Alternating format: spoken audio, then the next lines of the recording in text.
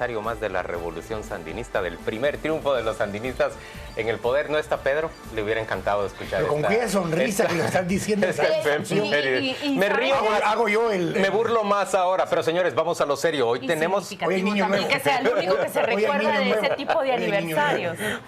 Hoy tenemos a un integrante nuevo en a las 8:45. Nuevo panelista. Le damos la bienvenida a nuestro compañero presentador. Le damos la bienvenida al presidente Álvaro Colom, expresidente constitucional de la República. Con él queremos conversar en torno a las condiciones en las que se encuentra nuestro sistema político, y lo estamos haciendo apenas 3 días después de que el Comisionado Internacional contra la Impunidad presentara el informe respecto del financiamiento a partidos políticos y a campañas electorales en Guatemala.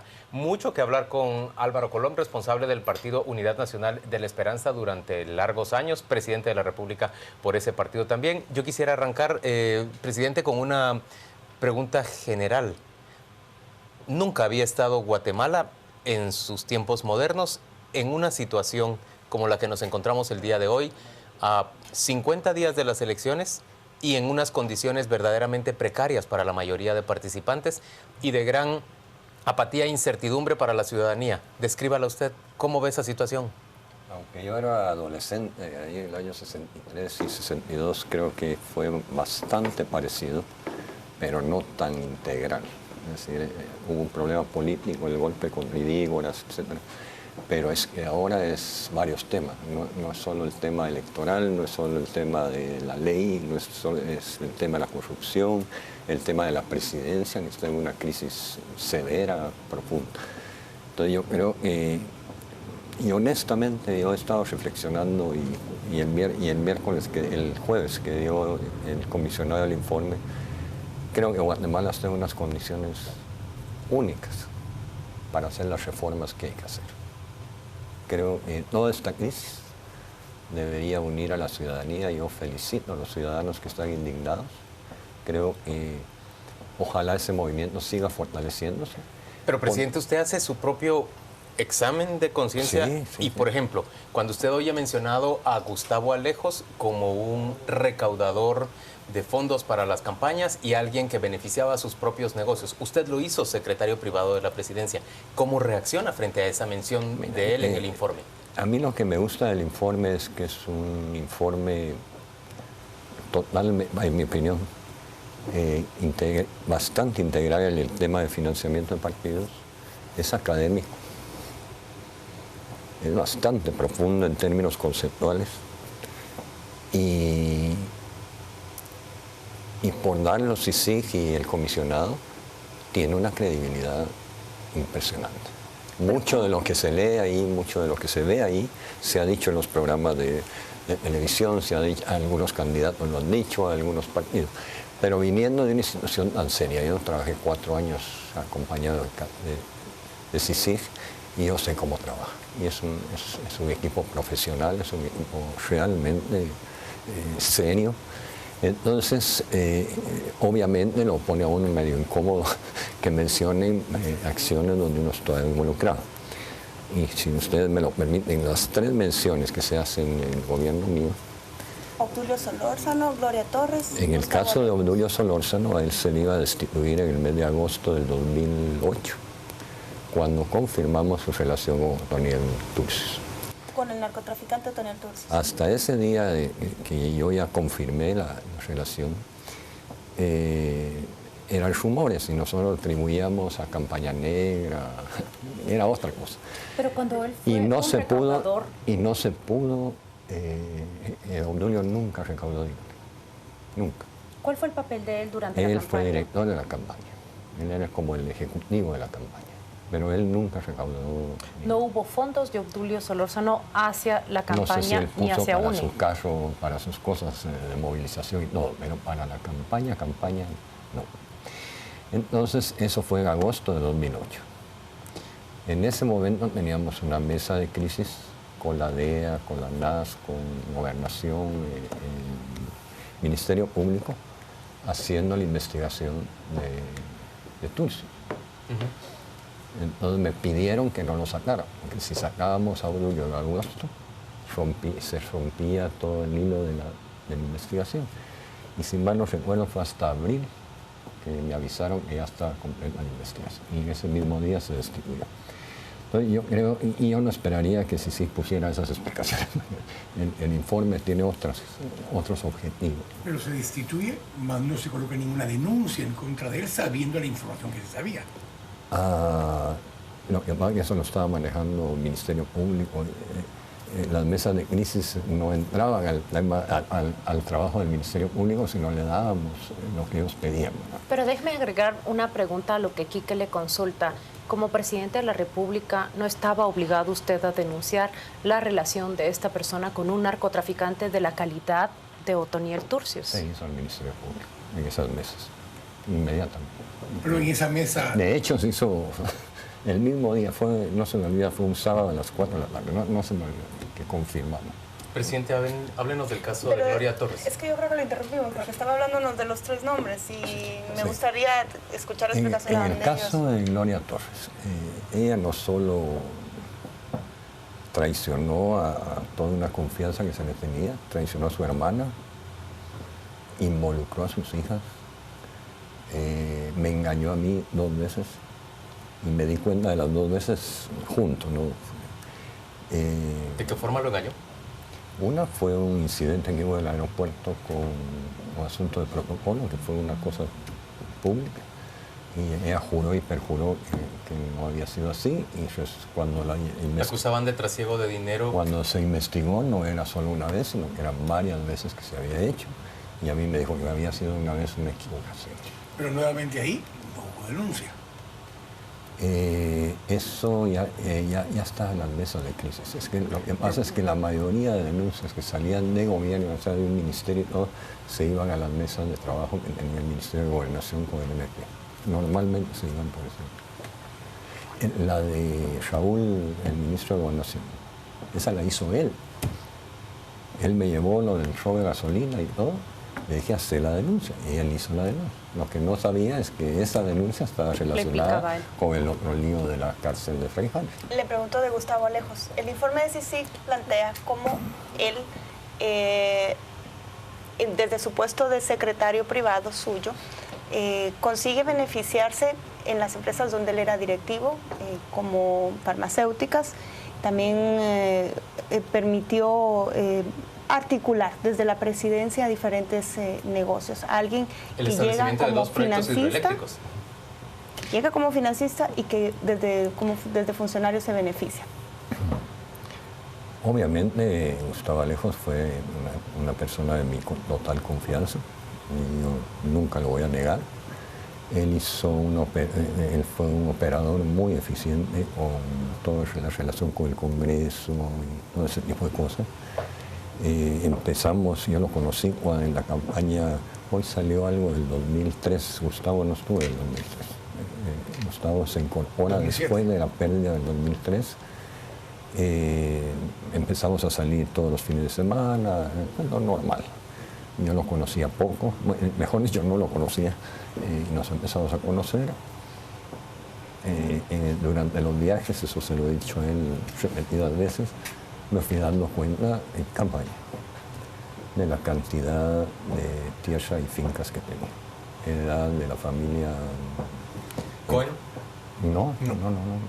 Él heredó directo de su abuelo Alejos y su abuelo Cámbaro, directo. Ni tenía la menor idea que tenía propiedades en Jutiapa, creo que en Jalapa. Y un día le dije, mira, decime cuáles no son tuyas. Porque la verdad que yo no sabía. Y yo creí que lo fuerte de él eran las fincas, que después de macadamia, en café, etc. Y en el caso de Cohen, a mí jamás me pidieron nada. Según me dice Gustavo, me decía, en el caso del gobierno nuestro, donde le vendieron menos al Ministerio de Salud, el gobierno anterior.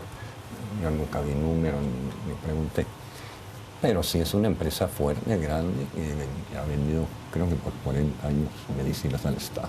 Entonces, pero en gabinete o en la oficina hablar de medicinas jamás. Yo 2 veces oí hablar de café a Gustavo en mi oficina porque alguien lo llamó y estaban hablando de precios de café y no sé qué. Pero de negocios y de eso yo jamás, yo soy muy respetuoso de la vida privada de la gente porque me gusta que me respeten mi vida privada. La pregunta de yo fondo, jamás le pregunté. La pregunta de fondo es, ¿su partido y su gobierno se desarrollan adentro de este sistema político que es profundamente corrupto, que abusa del tráfico de influencias, que obtiene financiamientos para hacer campaña a cambio de comprometer fondos públicos en negocios con el Estado? Usted ya es expresidente de la República. Usted puede ver hacia atrás. ¿Qué tiene que cambiar de este sistema? Yo veo hacia atrás y con sinceridad, después que uno sale de ahí, empieza a hacer la lista. La lista de lo que hice bien y la listona de lo que hubiera podido hacer y no se hizo, aunque no tenga mil y una excusas para decir. ¿Puede no someterse un presidente a ese modelo, a ese sistema? Ya no me sometí. No puedo hablar de todo el gabinete, pero yo no hice ningún compromiso de campaña, ni uno. Yo llegué a la segunda vuelta sin un compromiso de ministro. Si abajo los secretarios departamentales... ¿Obra pública? ¿Compra de medicamentos? Mira, yo estaba analizando el desastre que hay ahorita.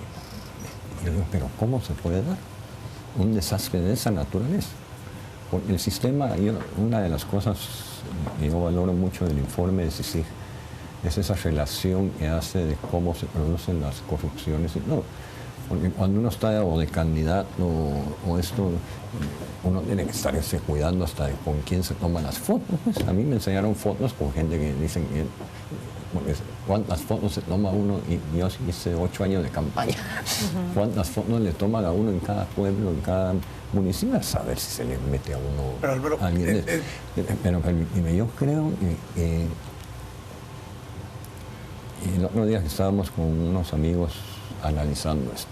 Yo les dije, miren, yo creo que esto hay que verlo más o menos de los años 90 a la fecha. Cada periodo presidencial se complica más la cosa. ¿Y dónde se complica? En el Congreso. Vamos a tener el mismo Congreso que tenemos ahora. Entonces, yo me pregunto, el que quede, quien quede, ¿cómo va a recibir el país? Mejor le pregunto, ¿deben reprogramarse las elecciones? Pues yo hice mis consultas y constitucionalmente lo único que se puede hacer es moverla un mes o un mes y medio y eso no soluciona. ¿Y qué puede mejorar? ¿La aprobación de las reformas? Yo creo que debería haber un compromiso muy serio de los partidos políticos oyendo a la sociedad civil. Yo siento que los partidos que están ahorita en contienda les cuesta interpretar la voz de la gente. Como que la campaña yo estuve en campaña y la campaña lo absorbe a uno. Entonces, como que no ha habido el tiempo o la habilidad de ver lo que realmente está pasando. Yo siento que como creen que eso va a pasar luego, y yo sí veo complicaciones. Nuevamente, quede quien quede, va a recibir un país en quiebra, un país indignado y una sociedad que le va a pedir resultados a los 10 días.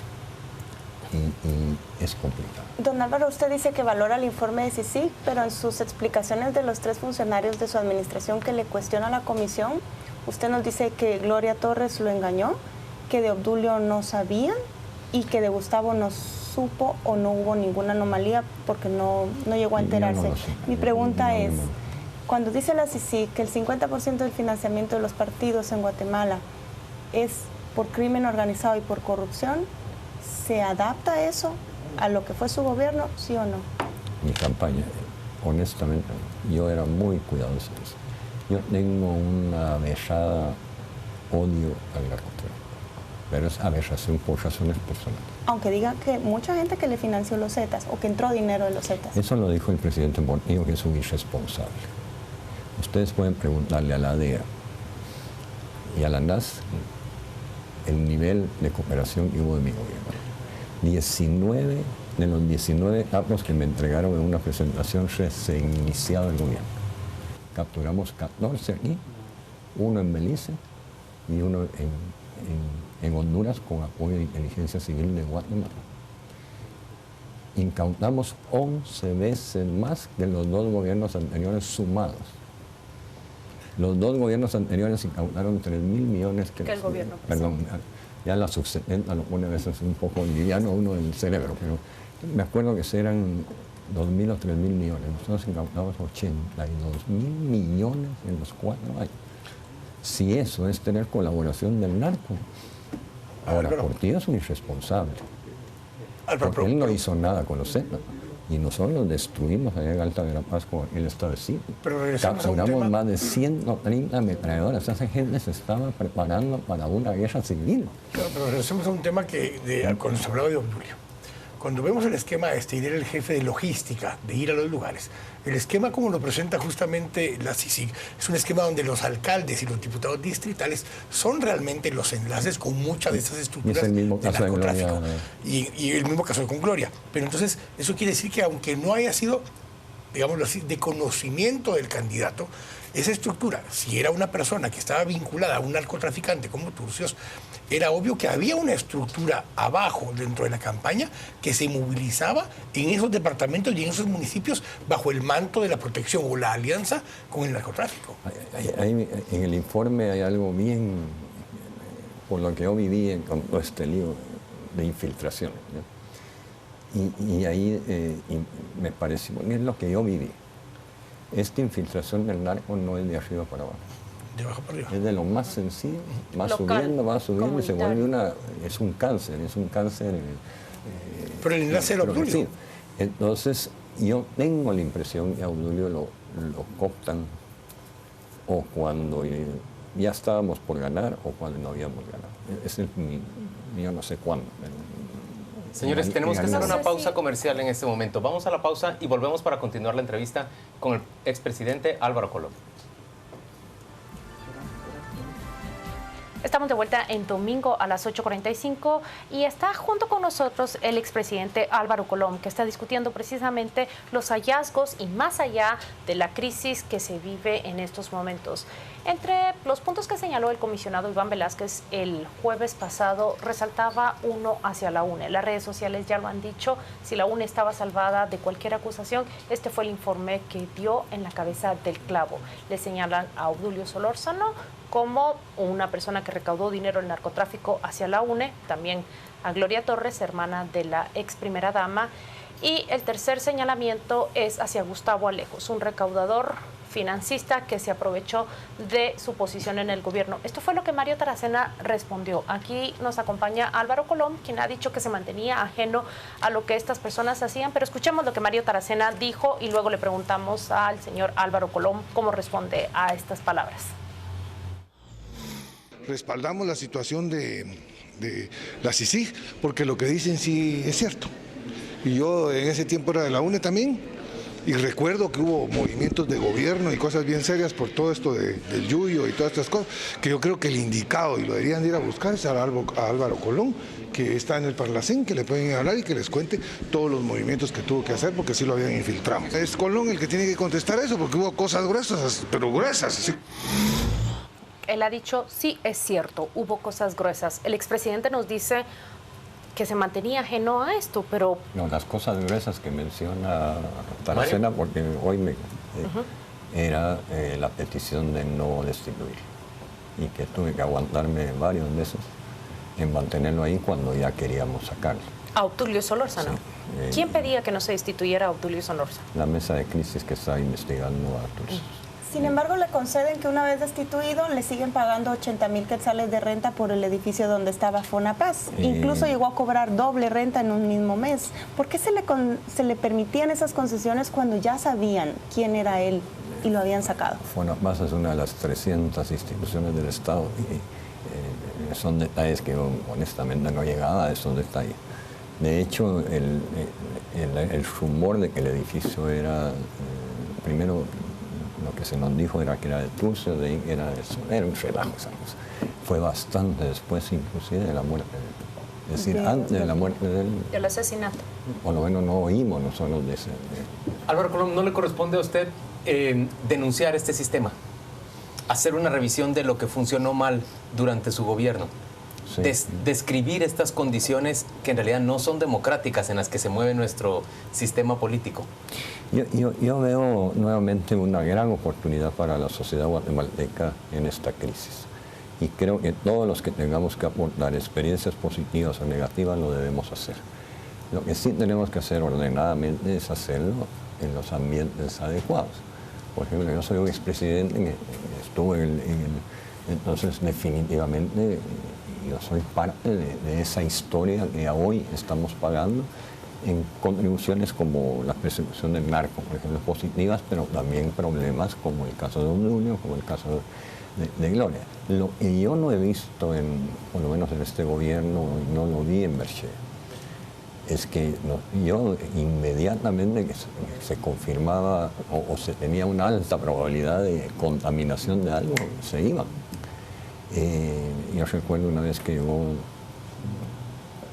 el embajador americano y acabo de nombrar a 2 oficiales en altos puestos y me dijo que uno está con problemas de narco y el otro con problemas de lo de Bámaca. Ahí tomé el teléfono y se fue.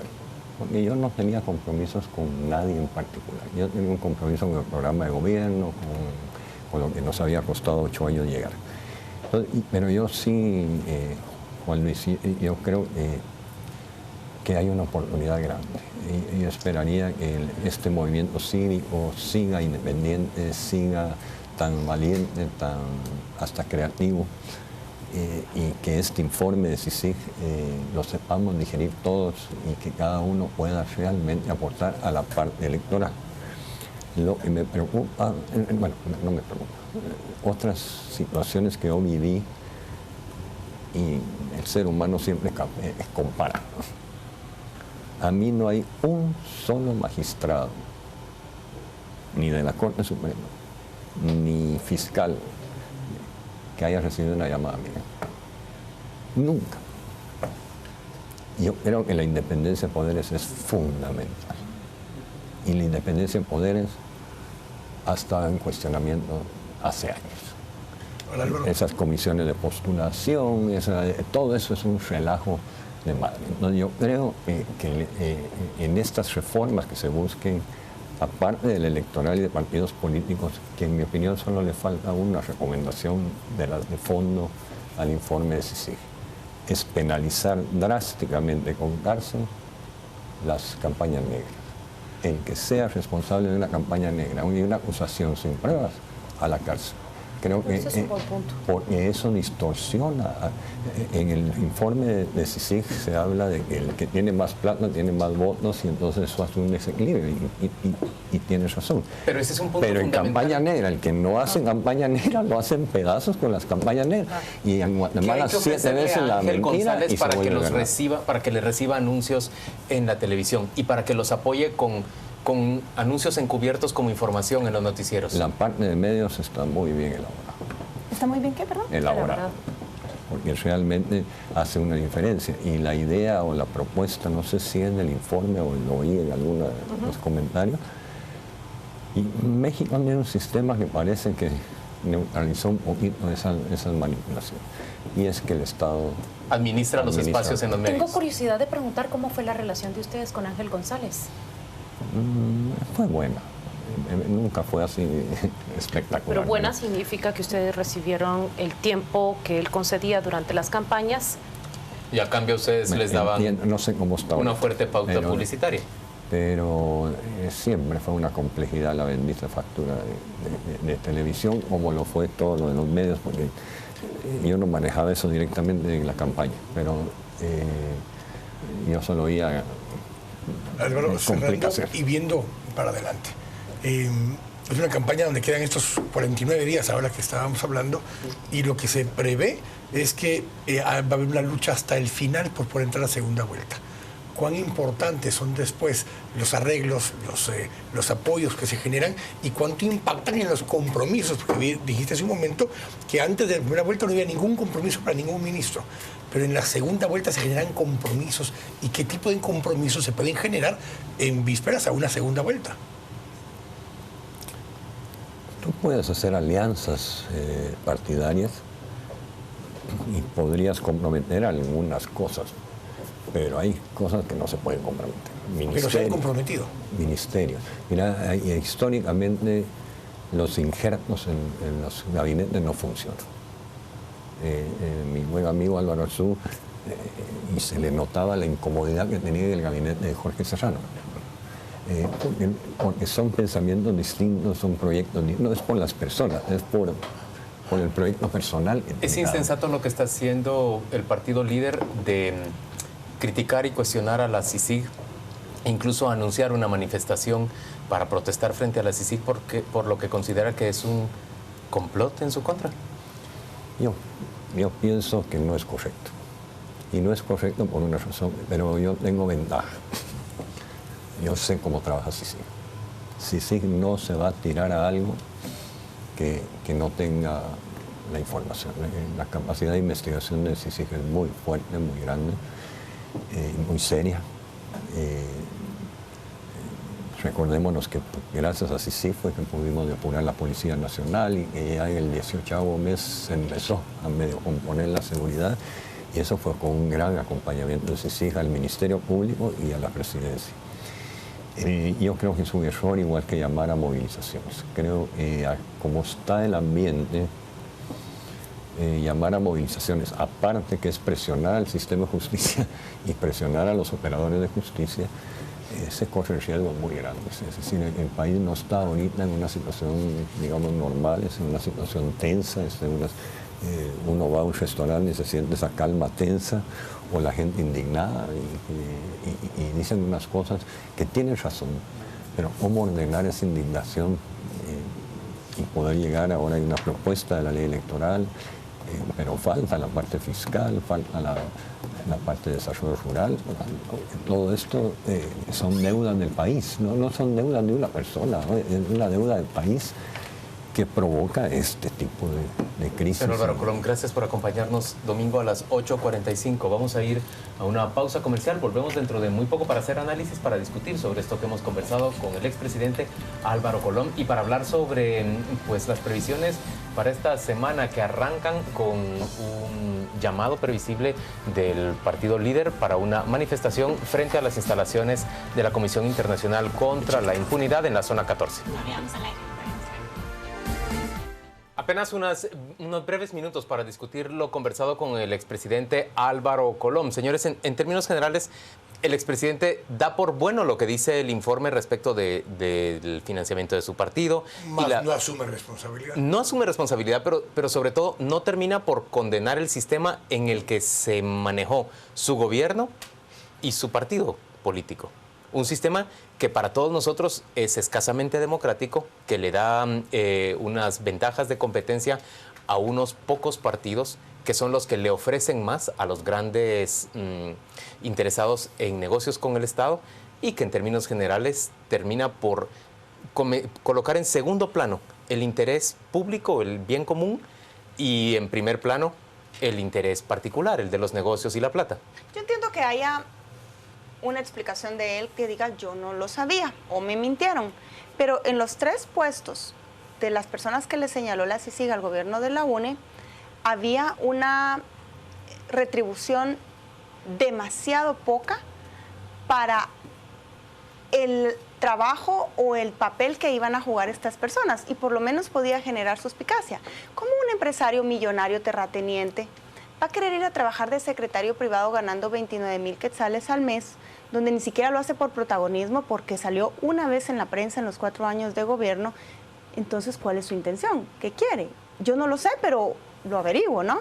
Obdulio Solórzano es un tipo que trabajaba en un fondo donde era el botín del Estado, el fondo más corrupto de la administración pública hasta ahora conocido, y pensar, ok, le di el trabajo en ese fondo, él me lo pidió, ¿para qué lo quiere? Igual con Gloria Torres. ¿Qué hacía ella intermediando con alcaldes si no ganaba un centavo?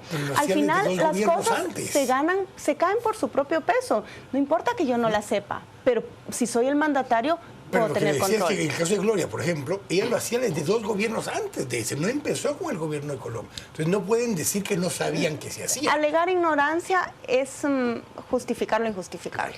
Pero yo creo que ahí viene el comentario de fondo y se lo planteo a Claudia. es que pareciera que los políticos no cobran conciencia y no están dispuestos a denunciar el sistema corrupto y perverso en el que se ha movido la política nacional. Todo lo contrario, tomó bastante distancia de aquello que sucedía. Álvaro Colom tiene razón en uno de los puntos y su gobierno siempre va a poder presumir, como él lo dijo, de todos los esfuerzos antinarcóticos que él impulsa desde diferentes oficinas. También todos los esfuerzos impulsados para combatir la violencia homicida empiezan con Álvaro Colom. Y sin embargo, también encontramos la perversión de este personaje ligado al narcotráfico financiando parte de su campaña. Él alega ignorancia, él toma distancia y tiene una explicación que hasta cierto punto puede parecer coherente, pero omitimos algo y es que las agencias no se lo informaron primero. ¿Recuerdan ustedes las notas de prensa que lo empezaron a nombrar? Lo que tú le indicaste sobre el edificio estaba completamente indicados en notas de prensa. Entonces, ¿qué tenemos? Presidentes que no leen los diarios o presidentes que leen los diarios y no los creen, pero no toman una actitud por lo menos crítica o de pregunta hacia sus agencias y sus asesores que deben indicarles qué hacer.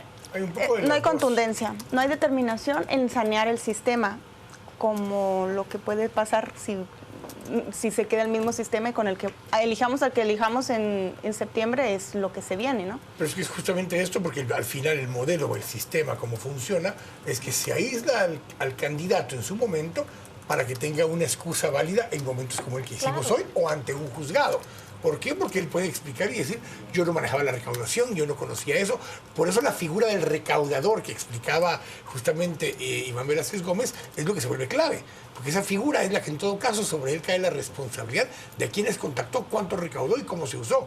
Pero blinda al presidente, porque lo deja a un paso de distancia del manejo y de los compromisos que se hayan adquirido. Si ven en aquel esquema que hizo la CICIG, es que el candidato a presidente no tiene un vínculo directo con el dinero más sucio. Jamás. Los intermediarios son los mismos candidatos a alcaldes, posiblemente los diputados. Es lo que yo le decía el tema de Obdulio, le decía sí, pero el problema es que Obdulio tenía relación con todos esos candidatos a alcaldes y diputados, entonces había un espacio de distancia con esa parte territorial. Y con los grandes financistas, el paso de distancia era Gustavo Alejos. Entonces, el presidente directamente nunca recibió dinero, recibía a las personas, las escucha, los atiende, pero a él nunca le hacen la solicitud específica ni el ofrecimiento puntual. Señores, en la complejidad de la crisis guatemalteca, esta semana se ha producido una noticia que hace todavía más complicado, si cabe, el panorama electoral y político de nuestro país.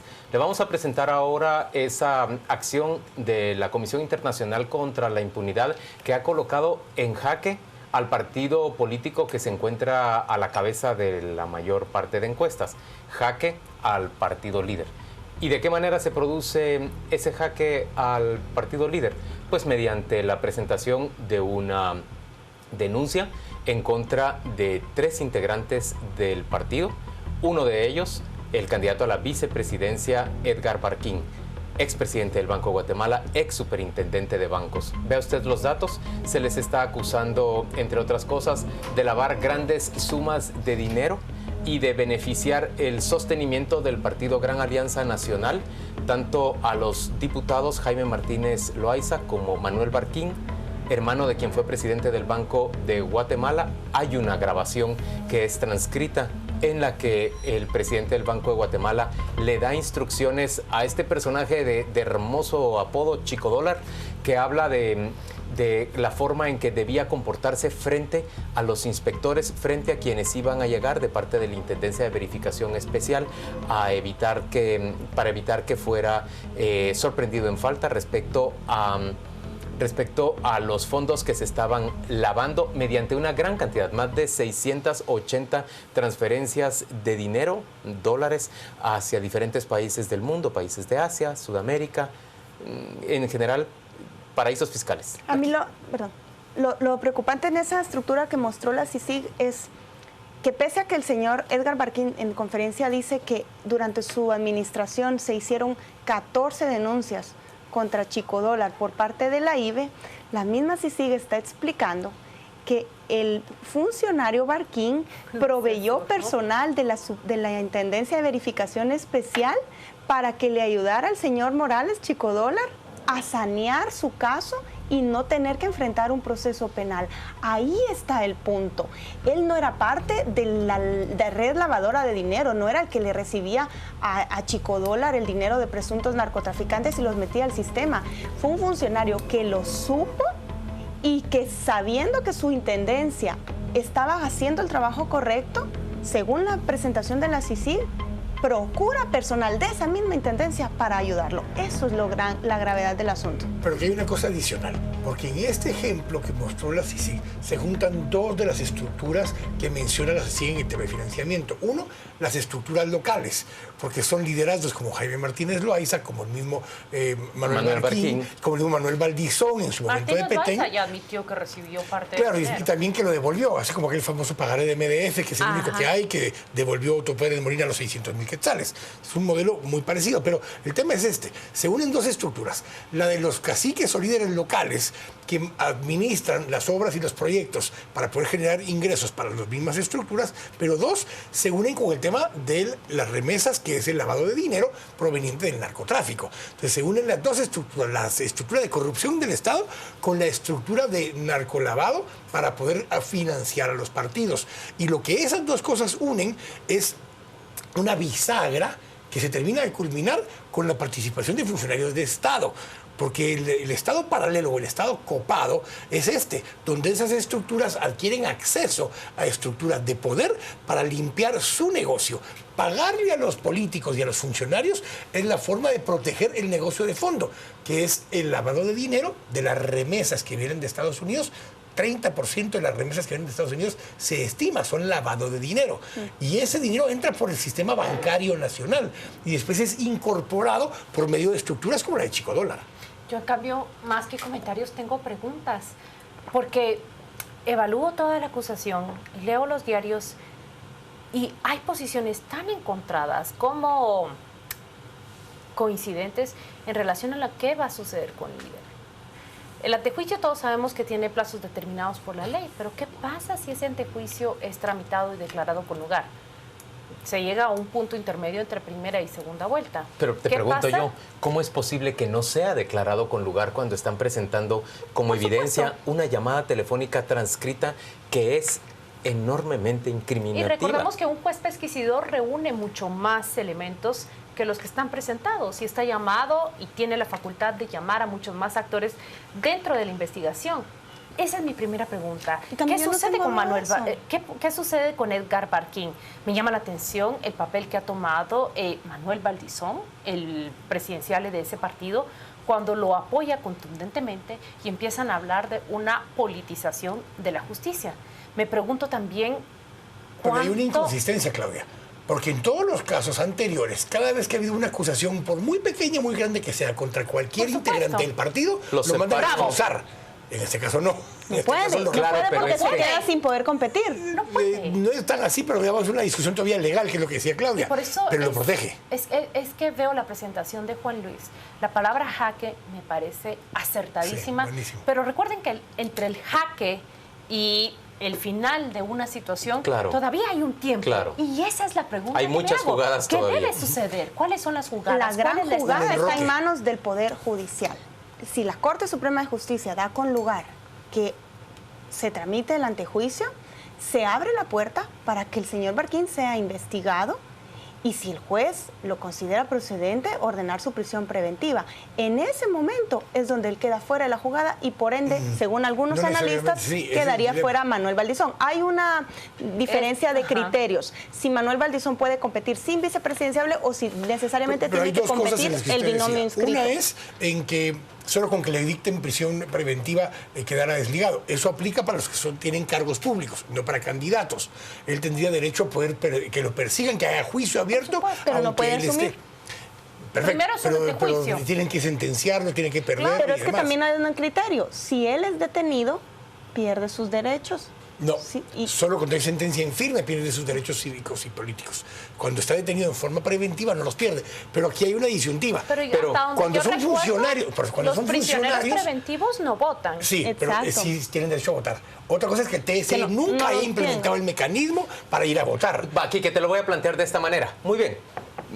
Contra viento y marea llegan, gobiernan La pregunta es más de fondos. ¿Cómo gobierna Manuel Valdizón y Edgar Barquín con la presencia de la Comisión Internacional contra la Impunidad en Guatemala, a la cual ellos ya están antagonizando de manera directa? Respuesta corta, con mucho cuidado. ¿Cómo gobiernan con una comunidad internacional que aplaude y respalda se completamente? En jaque desde el primer día y ya antes de tomar posesión. Estas son unas circunstancias verdaderamente inéditas las que se viven en el país. Y la torpeza, todavía enemistarse más con la clase urbana capitalina y con la propia comunidad internacional, con esos llamados a protestas. Esas movilizaciones de 100,000 personas que van a traer para protestar contra la CICIG. Ese es el anuncio, pero no tenemos certeza de que en realidad Líder vaya a traer esa gran cantidad de personas que, como dice Paola, bien podría colocarlo en una situación muy compleja. Por un lado, si se producen desórdenes de gran envergadura, bien podría el gobierno de la República llamar a un estado de excepción en medio del cual no puede producirse elecciones generales en nuestro país.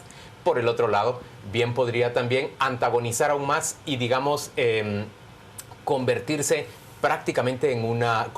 en un hecho de anticampaña en su contra, meterse un autogol. Eso podría producir, Líder, con una movilización de grandes dimensiones en la ciudad de Guatemala, pero habremos de ver qué ocurre en esta semana. Acompáñenos muy pronto en Destino 2016. Discutimos con diputados al Congreso de la República tan llamativos como Mario Taracena, tan juiciosos como Ninette Montenegro, respecto de esta crisis política, la ambición de la reforma electoral y las expectativas de los guatemaltecos frente a un proceso electoral que no pareciera entusiasmar a muchos más que los que pretenden administrar los fondos del Estado. Gracias por acompañarnos. Feliz noche.